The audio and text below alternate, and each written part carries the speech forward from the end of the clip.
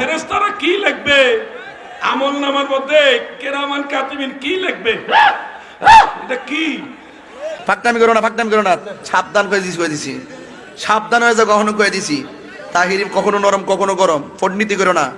আমি হেক্কুর হুক্কুরের বিরুদ্ধে, যেগুলি ভণ্ডামি জিকির ওইটার বিরুদ্ধে। আর তাহির সাহেব তো জিকির করাইতেছেন তরিকতের জিকির, আমি তার তরিকতের জিকিরের বিরুদ্ধে না, ভণ্ডামি জিকিরের বিরুদ্ধে। সঠিক বলেছেন, আপনার বুদ্ধি ভালো। I high